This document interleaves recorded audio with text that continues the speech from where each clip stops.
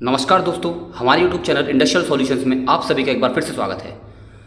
आज की वीडियो के अंदर हम फ्रेंड्स बात करने वाले हैं types of actuators in industries. हम आज जानेंगे हम कितने डिफरेंट टाइप के एक्चुएटर्स का यूज़ करते हैं इंडस्ट्रीज़ के अंदर। फ्रेंड्स, आज जो हम डिफ्रेंशिएट करने वाले हैं, ये डिफ्रेंशिएट हम एक्चुएटर्स का करेंगे on the basis of their operating principles के ऊपर। हम जानेंगे वो किस प्रिंसिपल से काम करते हैं और उस प्रिंसिपल का यूज़ करके हम क्या क्या और पैरामीटर्स हम उसके चेक करने वाले हैं। जैसे कि आप लेफ्ट साइड देख सकते हैं, ये मैंने पैरामीटर्स पहले से लिए हुए हैं और इन पैरामीटर्स का यूज़ करके हम एक्चुएटर्स को आज डिफ्रेंशिएट करेंगे। तो चलिए फ्रेंड, टाइम वेस्ट नहीं करते हैं और डायरेक्टली वीडियो को स्टार्ट करते हैं। जैसे कि फ्रेंड्स आप देख सकते हैं और आप सब जानते ही, अगर आप इंडस्ट्रीज़ में हैं या फिर कॉलेजेस में हैं, बेसिकली 3 टाइप्स के एक्चुएटर्स हम यूज़ करते हैं: pneumatic actuators, hydraulic actuators and electrical actuators.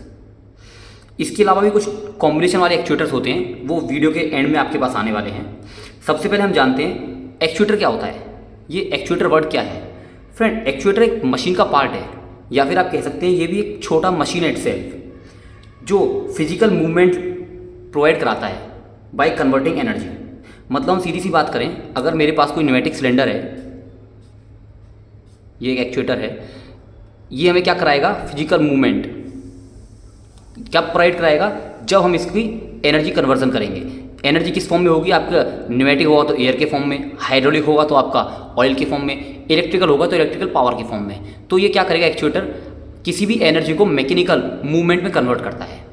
तो चलिए फ्रेंड्स, सबसे पहले हम देखते हैं न्यूमेटिक एक्चुएटर। अगर हम बात करें फ्लूइड, क्या चीज़ का यूज़ करते हैं हम न्यूमेटिक एक्चुएटर्स के अंदर, तो इसके अंदर हम एयर का यूज़ करते हैं। फ्रेंड, सभी लोग जानते हैं कंप्रेस्ड एयर का यूज़ करते हैं। चलिए मैं लिख देता हूँ कंप्रेस्ड एयर। हाइड्रोलिक्स के अंदर फ्रेंड हम हाइड्रोलिक ऑयल का यूज़ करते हैं, जो डिफरेंट ग्रेड के होते हैं। हाइड्रोलिक ऑयल 68 होता है, 40 डिग्री के होते हैं, 36 का होता है, डिग्री नहीं, ये ग्रेड रहते हैं हाइड्रोलिक। अगर हम बात करें इलेक्ट्रिकल की, तो इसमें हम पावर का यूज़ करते हैं, इलेक्ट्रिकल पावर। तो ये हो गए आपके डिफरेंट टाइप्स के फ्लूइड जो हम यूज़ करते हैं एक्चुएटर्स को ऑपरेट करने के लिए। अगर हम बात करें स्टोरेज की, तो हाँ फ्रेंड्स, हमें अगर आपका न्यूमेटिक सिस्टम होगा तो उसके लिए हमें रिजर्वायर बना के रखने होंगे। RESERVOIR। रिजर्वायर क्या होंगे? टैंक होगा जिसके अंदर आपकी कंप्रेस्ड एयर स्टोर होगी। अगर हाइड्रोलिक की बात करें तो हमारे पावर पैक्स होते हैं, पावर पैक। तो ये लिमिटेड अमाउंट में होते हैं। एक वो थंब रूल होता है, चाहे आप रिजर्वायर लें या पावर पैक लें, 10 टाइम्स ज़्यादा होना चाहिए आपके रिक्वायरमेंट से। जो आपका रिक्वायरमेंट है, अगर एयर की कैपेसिटी पूरे प्लांट की, तो आपका रिजर्वायर उससे कम से कम 10 टाइम्स बड़ा होना चाहिए। पावर पैक के अंदर आपका एयर ऑयल स्टोर रहेगा। अगर हम इलेक्ट्रिकल की बात करें तो बहुत लिमिटेड रहते हैं, लिमिटेड है बिल्कुल। किसके फॉर्म में होंगे? ये बैटरीज़ के फॉर्म में।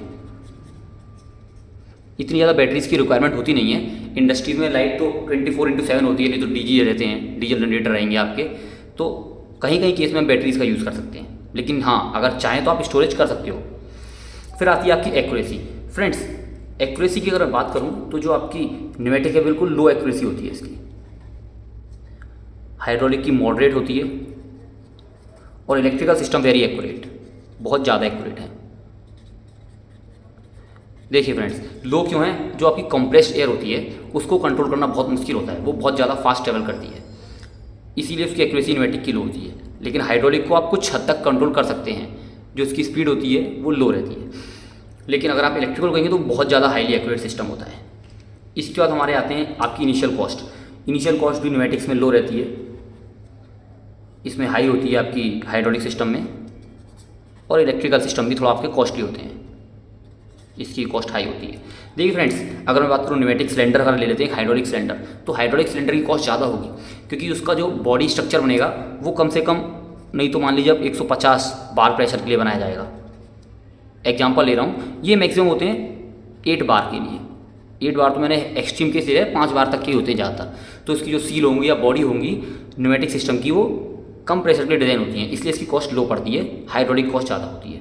अगर हम ऑपरेटिंग कॉस्ट की बात करें तो ऑपरेटिंग कॉस्ट इसकी मॉडरेट होती है। फ्रेंड्स, मॉडरेट क्यों होती है फ्रेंड? इसके आगे हम डिस्कस करते हैं, पहले हम जान लेते हैं हाइड्रोलिक की। इसकी कॉस्ट हाई होती है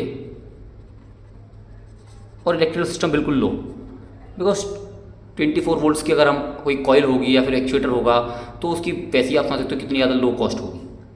अब बात करते हैं हाइड्रोलिक की कॉस्ट ज़्यादा क्यों है? क्योंकि जो आपका पावर पैक है इसको रन करने के लिए 24/7 आपको मोटर को रन करना पड़ेगा। 3 फेस मोटर हो सकता है 10 HP की, 15 HP की, बड़े बड़े ज़्यादा प्रेशर चाहिए 20-20 HP की मोटर्स होती हैं, और बड़ा ऑपरेशन है तो 50-50 HP की मोटर होती हैं, तो उसके लिए आपका कॉस्ट बहुत ज़्यादा होने वाली है।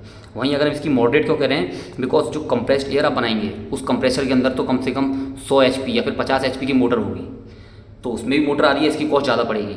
लेकिन मॉडरेट इसलिए हो जाती है, वो एक कंप्रेसर है, एक ही कंप्रेसर हर एक डिफरेंट डिवाइसेस को, जो आपके न्यूमेटिक सिलेंडर्स हैं, एक्चुएटर्स हैं, उनको एयर देगा, लेकिन एक मोटर के थ्रू, इसलिए इसकी कॉस्ट मॉडरेट होती है।